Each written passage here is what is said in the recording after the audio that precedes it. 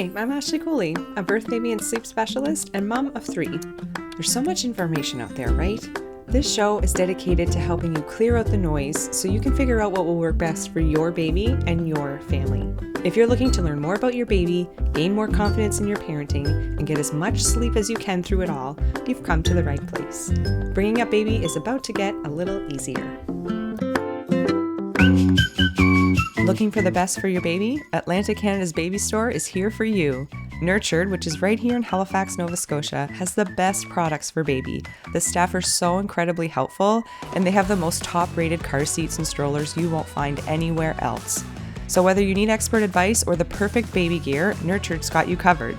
And guess what? Nurtured's giving Bringing Up Baby podcast listeners an exclusive deal. Get 15% off your order from nurtured.ca when you spend a minimum of $75 using code BUB, B-U-B. Brand exclusions apply, valid now through till November 30th, 2024. Nurtured, supporting your parenting journey every step of the way. All right, friends, the time has come to talk about the end of daylight savings time. It's coming up on Sunday, November 3rd this year. And this is when we get an extra hour in the day, which would be great if that hour could be spent sleeping.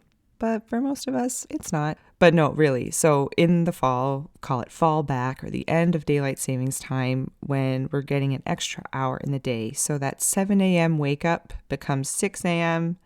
Another way to look at it is perhaps that 7 p.m. bedtime feels like 8 p.m.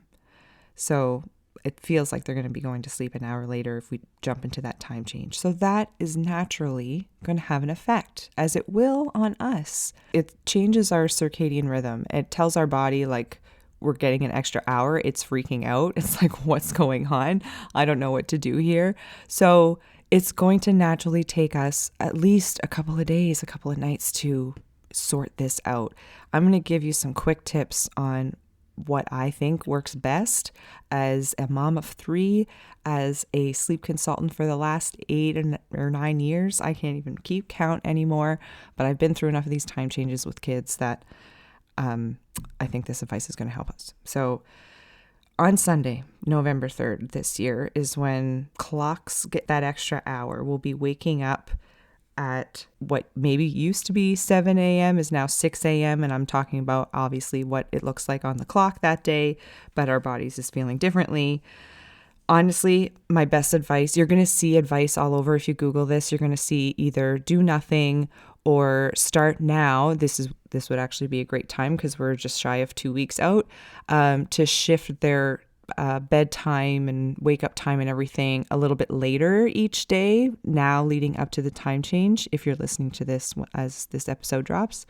I don't really like that one, but anyway, you're going to see that. You're going to see do nothing, and you're going to see somewhere in the middle, right? Go for a half an hour difference on either end and whatnot. It's hard to decide, okay, which one's right for me? What do I think is going to be best? Or we try to nudge it forward slightly, but it ends up backfiring. In fact, a very close friend of mine, I felt so bad for her. One year, she did this. She prepared 2 weeks in advance, and every 2 nights she would stretch the bedtime. She was going further back, but it was actually a spring forward. So what she ended up doing was making it a 2-hour time difference that she had to get through with the kids by the time the time changed. So just, mistakenly went the wrong way with it, which can be confusing. And, we're all sleep deprived. So that makes sense, right? Anyway, all that being said, and I really like the advice of pretty much the do nothing. So what's going to happen is on Sunday, the day of the time change, they're going to wake up an hour earlier. Conceivably, if they wake up at the same time that they usually do on the clock, it's going to seem like an hour earlier. So what are you going to do? Well, one, it can depend on a lot of things like how old they are, if you fed them in the night already, depending, again, how old they are, if there's other siblings in the room, in the house, like obviously these things matter, but I guess in a perfect world or semi-perfect world, we would first keep it really dark. So if those rooms aren't blackout right now, black them out.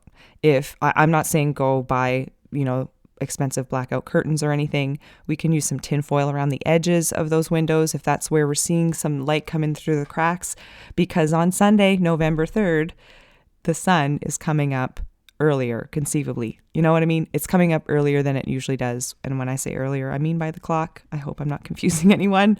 Also trying not to confuse myself while I explain this. This always confuses me, anyway. Okay, so it's going to be lighter in the morning when we want to keep them as long as possible in their room, in bed, or quiet, in the dark. Keeping it nighttime mode, I call it. Basically respond as you would if it were the middle of the night, or still really early in the morning and you want to keep them in their room. I know, again, sometimes it's hard to do so, but if you can just keep it in nighttime mode as best as you can ideally until you want to get up, which would maybe be an hour later, but even 30 minutes. Let's go with 30 minutes, 45. Can we get 15? Let's try to keep things as nighttime mode as we can. When it is daytime, or when we want it to be daytime, so at that now new 7 a.m., for instance, let's get outside as soon as we can when the sun is up, when we want them to wake up, when we want their circadian rhythms, the melatonin to shift, all that kind of stuff. Okay. So probably one of the best things you can do for shifting circadian rhythm is getting morning sunlight. Even if it's a cloudy day, like the cloudiest day, the light outside is going to be brighter than however you can make it in your house. So just getting outside 5 minutes, 10, 15 might be best, but you know what? Anytime works, because that light is going to suppress melatonin and help readjust, and it's going to reset your body clock for the next night. It's one of the best things you can do. Prevention, everybody. We're doing something right now to benefit us later on. All right, so we have the rooms nice and dark. We're responding as we would as if it were the middle of the night, trying to keep things nighttime mode as long as we can in the morning when we would want to get up, when we're kind of looking at the clock. So whatever time that might be for your little one, it might be partway through, it might be just 5 or 10 minutes, it might be 45 minutes, maybe you get the whole hour, maybe they actually fall back asleep. Who knows? We don't know unless we try. And again, it depends on a lot of factors. But that's where we're at now. So we got them in a really dark room. We're responding like it is overnight. We're getting that sunlight when we want the morning to start, when we're trying to reset those clocks for. And then obviously, depending on if your little one naps or not, get as close to the new time. I use air quotes here, even though you can't see it. The new time on Sunday. So if they normally nap around 8:30, get to 8:30 on Sunday as close as you can. Okay. Obviously, if they're a little puddle on the floor, I don't want you to just, oh no, I have to wait that full hour. Like, please put them to bed. It's okay. Because when they go to bed that night and come Monday, what's really going to help shift them, and really the biggest reason why I don't like the prepare in advance one for most little ones, for most families, is because it's not just the bedtime or the morning wake up time that you need to shift. You got to shift everything that you're doing. You want to shift mealtime, playtime, activities. So the best thing you can do really is jump into the quote unquote new time on Sunday, November 3rd, as closely as you can. And come that night, by Monday, if not by Tuesday, we're seeing big improvements there with falling asleep or not feeling too overtired. Because the sooner we can just get adjusted to the new time zone, which is technically what we're doing here, the easier it can be. Now, if your little one is having a hard time with this, despite this advice, or you have special circumstances, maybe that XYZ can't happen, what can we do instead? I'm always happy and willing to troubleshoot. You're never alone in this.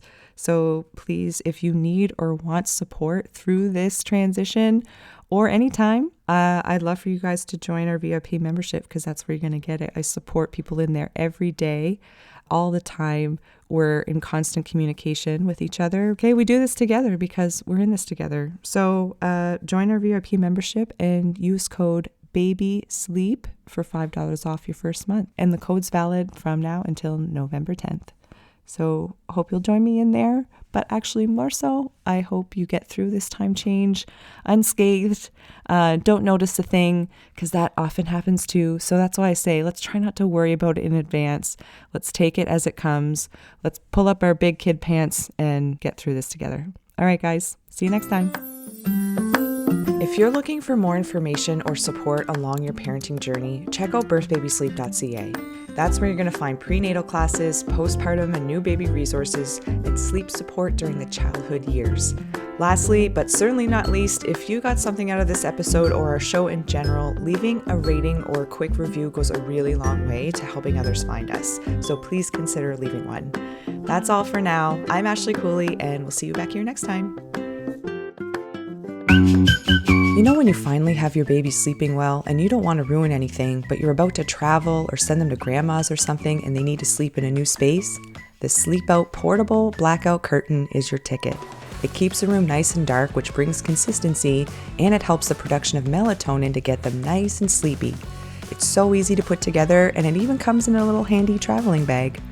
Check out the link in our show notes for sleepoutkcurtains.com and use code BIRTHBABYSLEEP for 10% off your order.